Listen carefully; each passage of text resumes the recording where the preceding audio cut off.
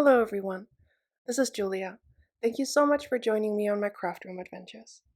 Today I have a brand new Challenge a Crafty Friend card to share with you, and this time we're doing another Adventures of Family Mice. And this time my family of mice is going trick or treating for Halloween. I thought I'd just show you all the dies and stamps I will be using for my card project today. Just a little explanation. If you've been around my channel for a little bit, you may have noticed that I haven't been posting in the last, oh god, almost 2 months, I think. And the reason for that is that I moved into a new apartment. It was totally unexpected. I did not plan on moving, but there were, well, let's just say massive issues with a neighbor in my old house. It was constant noise and there was nothing my landlord could do. And so I started looking for new apartments and I found a really awesome one, which I could move into right away. So I just decided to bite the bullet and do it. Um, in my new apartment, I still don't have a designated craft room, which is a shame, but the rest of the apartment was so good that I just had to do it anyway. So just so you know, I will be back from now on with new videos and new card projects, but I just thought I'd let you know why I was gone. Now back to the card. For my pumpkins, I'm using YR18 as my darkest shade, and I just laid down the YR18 in the areas that I wanted to be darkest. I'm blending that out with YR14, just going over the edges and making sure to leave the center of the pumpkin white, just to make sure that is really nice and bright in the end. I'm blending the YR14 with the YR12, and then I'm going over the center with Y11. I really wanted that kind of glowy look for the center of the pumpkin, and I'm using the yellow color to create that. I'm going over with the second layer of the YR18, then the YR14, and blending that out with the YR12. And I'm also going over the center of the pumpkin with the YR12 because it was still a little bit too yellow. I just needed it to be a bit more orange there. But I just basically swiped over the marker once to still keep that lighter glow in the center of the pumpkin. For my greens, I'm using BG96, YG63, and YG61. A crafty friend recently told me about that combo with the BG96, and I'm really liking it. So if you have those colors, give it a go. It's a really nice combination. The BG96 is a beautiful deep green shade. For my dark browns, I'm using E70 markers. I'm just placing down the E79 as my darkest shade. And for the roof of the house, or the two houses that have the little, what are those called, slats? The individual wood planks, I made sure to just do a little bit of shading on the sides and then just emphasize the individual planks just to not lose the detail there. I'm blending my darkest shade out with E77.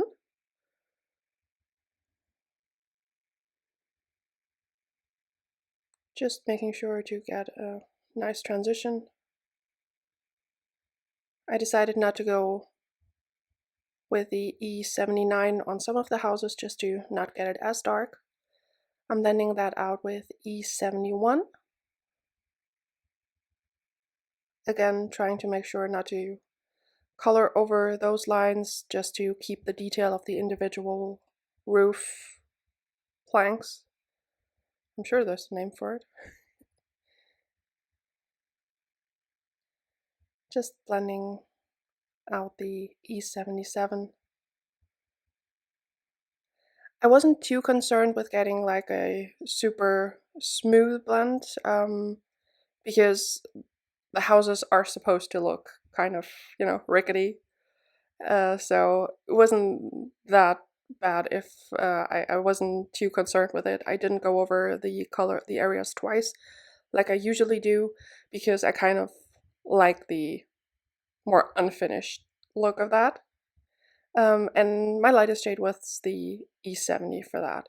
I used BG70 for the windows and also the little fairy wings. And for my mice, I'm using my favorite E50 markers. Just placing down the darkest shade, my E55, blending that out with E53,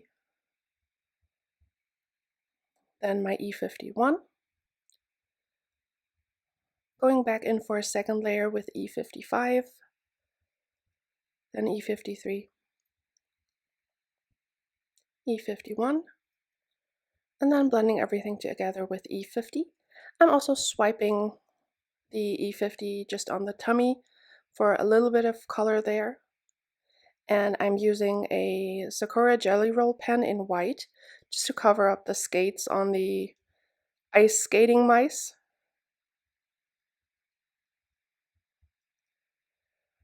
I'm using some BG70s as one of my main colors on my card. I'm using BG78 as my darkest shade, then BG75, BG72, and BG70. I really like those more dull teal colors. And for some of the houses, I'm also using those colors, but I just use the two lightest shades, the BG72 and the BG70. Just going in with a little bit of the BG72, but very sparingly. And then I'm just taking the BG70 over the entire front of the house. I did color all the rest of the images. The broomstick is also the E50s. The pumpkins I colored just as the first one. And the rest of the teal images I also colored just as I did the little wagon. For my purples, I'm using BV20 markers, which is like a muted purple. I'm using BV29 as my darkest shade, then BV25, BV23, and BV20. And I'm just using that on some of the elements, the little band on the witch's hat, some of the scarves on the doors, and also on the candy. Just going back and forth between the two panels because it's just easier for those little areas than having to grab my markers again and again.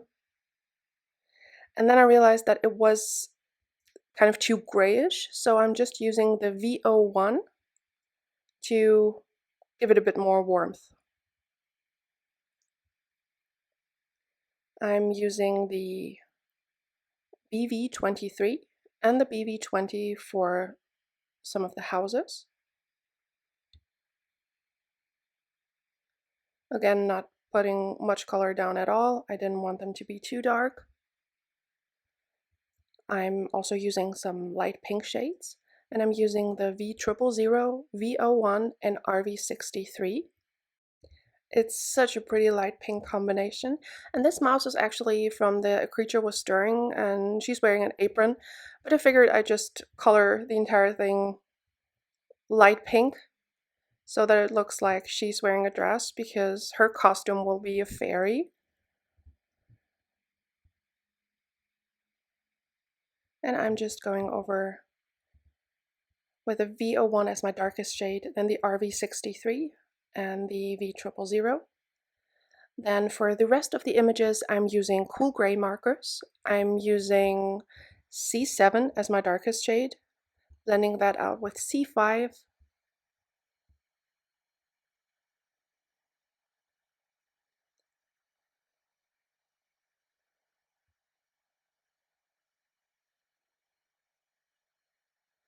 Also creating those little marks that single motion on the wheels of the little wagon. I'm blending out the C7 with the C5. And sorry, I'm just jumping between panels again.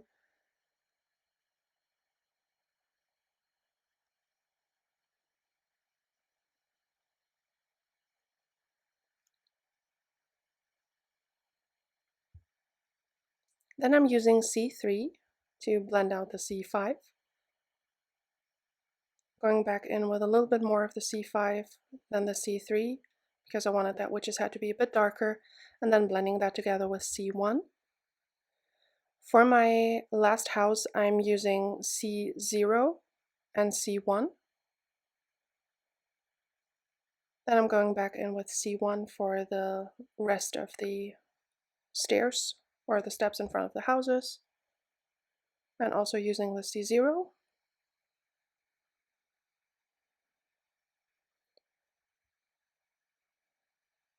Then I realized that I forgot to color the rest of the tombstones, so I'm going back in with C3, C1, and C0.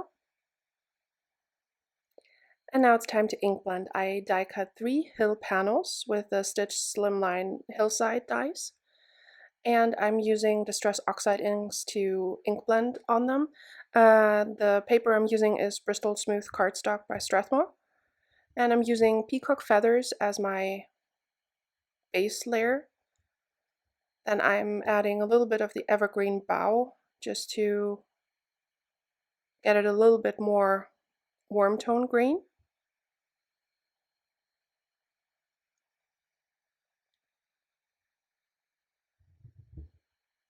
I'm just wiping off my brush a little bit to make sure that I don't have any residual color on there. And as you can see, that pulled it a lot deeper green. I wasn't sure I liked it at first because I was trying to get the same kind of dull teal shade that I was using with my Copic markers, and I knew that the peacock feathers alone was a bit too bright blue, so I just thought I'd just go with it, hope it turns out. Now I'm just using the black soot Distress Oxide to get this sort of night time, trick-or-treating time look. And I'm ink blending from the bottom up so that I would have a nice light border around all of the hills. Just adding even more of the black soot. And off camera, I just had an idea. It was still a little bit too bright blue. So off screen, I added some of the, what is it called? The new color by Tim Holtz, the speckled egg.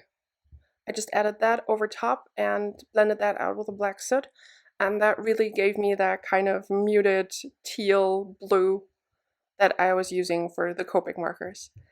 For my panel, I'm using an A7 panel that I die cut with the Waffle Flower A7 layers dies because I knew that I needed quite a bit of height to add in all my images. So this is the first time I'm making an A7 card, and I really love the format. It's just so nice to have not just the length of the slimline card, but also like a lot more height to add more layers. So I die cut an A7 panel with the Waffle Flower A7 layers, the largest one of the rectangles, out of Bristol Smooth Cardstock, and I'm using Milled Lavender and Shaded Lilac Distress Oxide. I also used the Nested Circles by Waffle Flower to create a little moon mask because I wanted to have a little glowing moon in the background. I did want to use some sort of unusual sky colors. I really like those pinks and purples for Halloween, so I just thought I'd give it a go. I'm using black soot around the edges, just blending it back and forth to intensify the color, just adding more when I think I needed. And this panel actually took me quite a long time to blend because I kept adding more color. The more black soot I added, the more shaded lilac I needed because then the purple was getting lost. And anytime you're doing that kind of ink blending when you're using a darker color, as you see me do here, just be sure to always wipe off your brush when you touch the darker color, because otherwise you'll just muddy up the rest of your, in this case, the purple, and you'll just pull in the black and it just ends up way darker than you want to. Again, doing the same thing with the Milled Lavender. Anytime I go over the area where there's the shaded lilac, I'm wiping off my brush before I touch the area that just has the Milled Lavender, just to get a nice transition and not pull the other color way down. I thought I just needed a little bit more darkness, so I'm adding more black soot. Then I was trying to figure out the placement of my images and the height of the panels, and I just needed to see how far the edge of the black soot would have to come down. So I'm just adding a little bit more on the side there.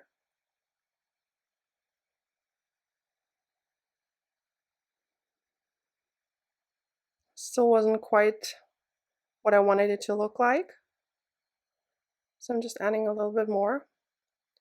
Then I realized it wasn't at all what I wanted. So I didn't like the transition from the purple to the black. So I just went in with chipped sapphire to just pull it a little bit more blue rather than gray. And I like that a lot better. I'm just going over the areas where I added the black soot with the chipped sapphire and then blending that out again with the shaded lilac. Again, wiping off my brush in between to make sure I don't contaminate the rest of the colors. Then going back in with the mid lavender. Like I said, it took me quite a while too, and I just kept piling on more color. But I really like how it turned out in the end, so it was worth it. The top left corner has a little bit of, what's it called? The blueprint sketch, because I thought I wanted to use that first, but that was just way too bright. But it's covered mostly, so that's fine. I'm using liquid stardust just diluted with some water, and I'm splattering on lots of shimmer. And I'm also adding black splatters to the hill panels. Just using the black soot oxide with some water. Then I'm just removing the mask for my moon after the liquid stardust was dry and the oxides had time to dry. And I'm using the negative part of my mask because I want to do some ink blending on the moon area itself. Just trying to fix it so that it lines up. And I'm just using some post-it tape to cover a bit of a bigger area just to make sure I don't mess up the background panel. I'm using hickory smoke distress oxide, and my ink pad is super wet, so I'm just wiping a lot of it off onto a paper towel. I just added like some darker areas and then just blend it out because I wanted it to be kind of uneven. And then I made myself some liquid stardust spray, and I just sprayed that on top, covering the rest of the panel, and then I blotted up the excess water with a paper towel. And now I'm just carefully removing the mask. And there you can see that it kind of created those little moon craters and also gave a lot of shine to the moon. For my sentiment, I'm using Happy Halloween from the Spooky Village stamp set. I'm just using an anti-static powder bag to make sure nothing sticks, which doesn't quite work out, as you'll see in a second, but you know, I tried. I'm using Versamark ink to stamp the sentiment, and I'm going to use the opaque bright white embossing powder by Wow, the super fine version. And to some of the liquid stardust splatters, some embossing powder, even though I used the anti-static powder tool, it's still kind of stuck there, so I just used my brush. It's a brush that I'll use exclusively for removing heat embossing, because that one actually has like one tiny hair in the front where it can really get into small areas to remove little bits of embossing powder. And off to the side, my heat gun was already heating up, and I'm just running it over the embossing powder until it's smooth and melted. I made a card base for an A7 card, which measured 10 by 7 inches, and I just scored in the middle at 5 inches. And I'm just using my MISTI tool to adhere the front panel to the card base. I'm using tape runner to adhere my first hill panel, just below the moon. Then I'm using liquid glue to adhere the other two because I wanted to be able to kind of move it around as needed.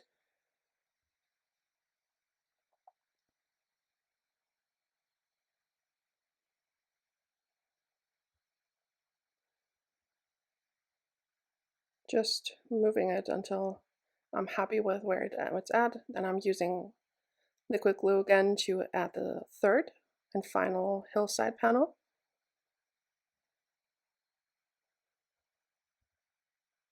Then I'm also adding the background elements, which are all of the houses, the trees, etc. with liquid glue.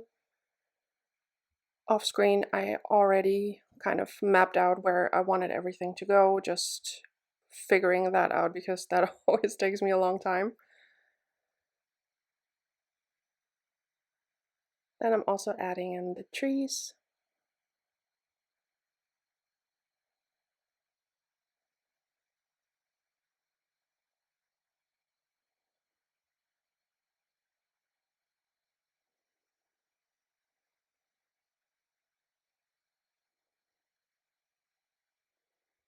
Then just seeing where the rest of the scene building elements should go. I decided to use tape runner for those in case I needed to move them after when I'm adding the little critters, just to make sure that it still all fits, and tape runner you can always pick back up if you need to. Also adding in the little ghost in the sky. And I wanted to add the tiny little pumpkin. And it was time to put my critters, my little mice, into costume.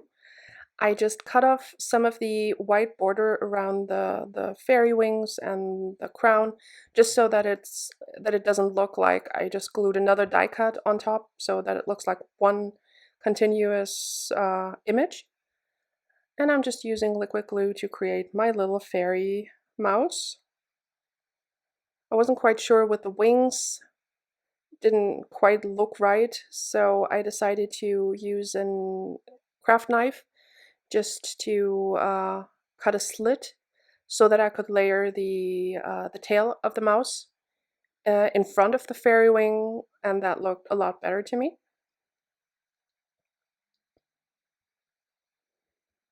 And there we go, there we have our first critter in costume. Then we're creating a little witch or wizard mouse, just with a hat and the broomstick.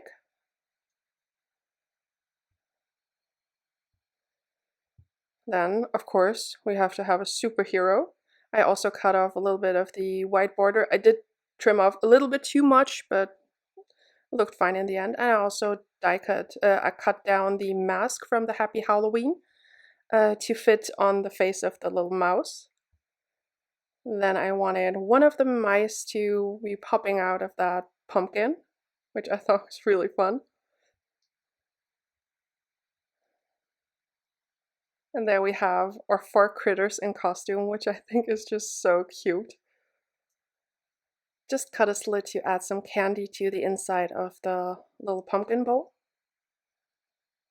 And I'm also wanted to use some candy corn, and I just cut off the white border again, just so that it looks nicer when layered against the other candy. This one was a lot harder to get in there. So I just used some tweezers to get it placed just right.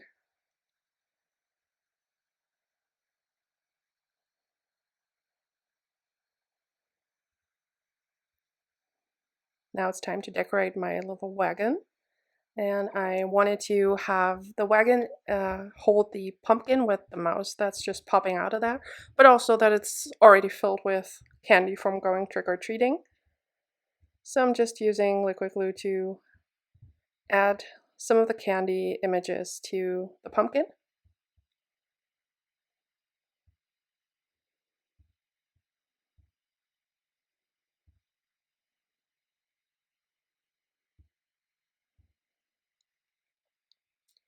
And then I needed to figure out how high I would have to adhere the wagon, and I just placed that on top, kind of centered, and then it was time to adhere all my images. I added foam tape to the back of my 4 trick-or-treaters, and I'm just placing them down on my panel.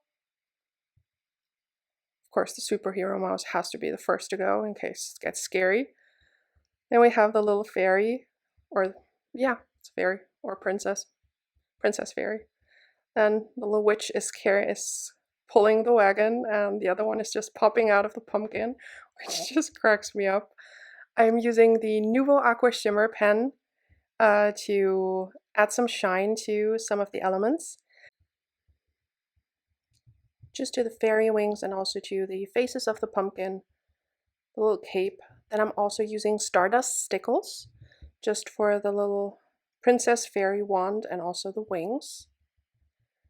Then I'm using a white jelly roll pen in the number 10, I think. And I'm just adding some white gel pen highlights.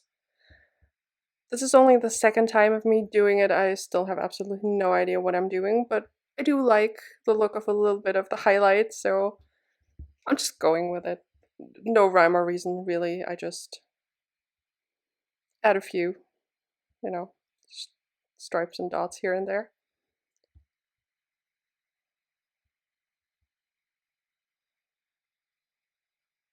And then I'm using the Nuvo Crystal Glaze to add over top of the windows of the houses. And then I had so many images left over that I'd already colored, so I thought it would be a waste to not use them. I'm just using a second part of the sentiment from from one of the Lawn Fawn stamp sets, which is Trick or Treat, and then says Treats, of course, from the costume party, I believe. Then I'm just using a hillside stencil from Lawn Fawn, and I just extended it by using Post-it tape with a little bit of hickory smoke. And then I'm just adding a lot of the images that I have already colored to the inside for a little bonus scene, because it was just a shame to not use them. I'm just adding some candies to the mouse that's jumping up because, I mean, he has candy. Why wouldn't he be happy?